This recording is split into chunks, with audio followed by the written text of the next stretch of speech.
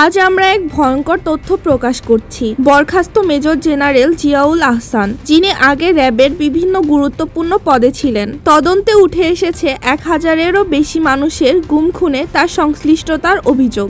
আন্তর্জাতিক অপরাধ ট্রাইব্যুনালের চিফ প্রসিকিউটর তাজুল ইসলাম এ তথ্য নিশ্চিত করেছেন। 2009 সাল থেকে 2015 সালের মধ্যে জিয়াউল আহসান র্যাবকে বিভিন্ন অপারেশনে নেতৃত্ব দিয়েছেন।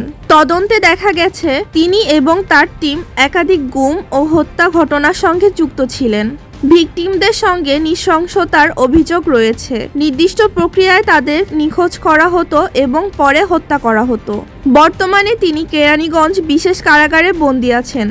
15টি মামলা তার বিরুদ্ধে চলছে, যার মধ্যে ধারাগুলো হলো 302, 307, 109 এবং 326। গুম কমিশনের রিপোর্টে দেখা গেছে 2009 থেকে 2024 পর্যন্ত অন্তত 1850টি গুমের অভিযোগ ছিল, যার মধ্যে 345 জন এখনও নিখোঁজ। তাজুল ইসলাম, আন্তর্জাতিক অপরাধ ট্রাইব্যুনালের চিফ প্রসিকিউটর বলেন, জিয়াউল আহসান প্রায় 1030 জন মানুষকে গুম খুন করেছেন। তার নৃশংসতার মাত্রা বিশ্বজুড়ে কুখ্যাত সিরিয়াল কিলারের মানদণ্ডকেও ছাড়িয়ে গেছে। তদন্তে উঠে এসেছে জিয়াউল আহসানের অপরাধের সঙ্গে রাজনৈতিক ও নিরাপত্তা সংস্থার ঊর্ধ্বতনদের সম্পর্ক ছিল।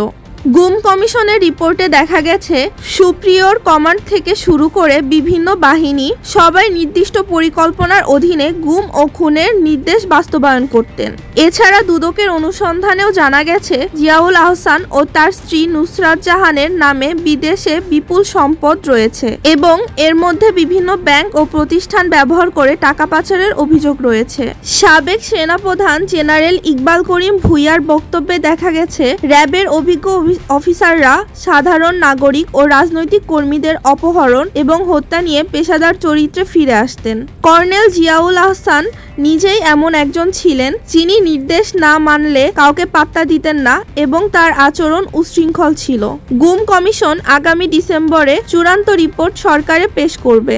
এই রিপোর্ট প্রকাশের পর দেশের ইতিহাসে একটি নতুন অধ্যায় যোগ হবে, যেখানে নিরাপত্তা বাহিনীর কর্মকাণ্ড ও দায়িত্বের সীমা পর্যালোচনা করা হবে।